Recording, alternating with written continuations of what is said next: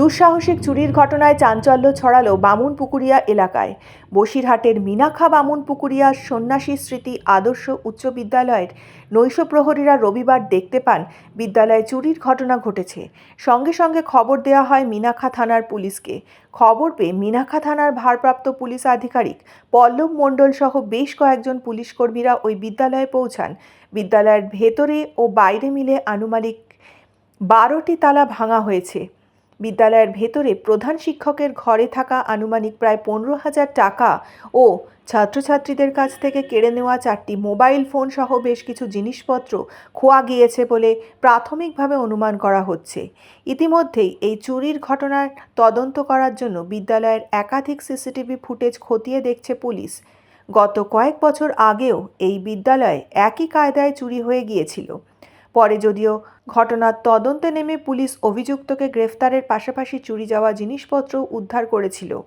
এই বিদ্যালয়ের নৈশ প্রহরী থাকা সত্ত্বেও কিভাবে এতগুলো তালা ভেঙে এবং আলমারি ভেঙে দুষ্কৃতীরা চুরির ঘটনা ঘটালো তা নিয়ে যথেষ্ট প্রশ্ন উঠেছে। স্কুলে হচ্ছে ডাকাতি হয়ে গেছে, মানে আমাদের স্কুলে হেডমাস্টার মশাইয়ের রুম, তারপরে কন্যাশ্রী রুমে যে সুদীপ্তবাবু থাকে তার রুম, অ্যাসিস্ট্যান্ট হেডমাস্টার, ওপরে হেডমাস্টারের রুম, পুরো রাত আনুমানিক আমরা ঠিক টাইমটা বলতে পারছি না, তো আমাদের যে নাইট গার্ড ছিল ও বলতে পারবে আনুমানিক কটায়।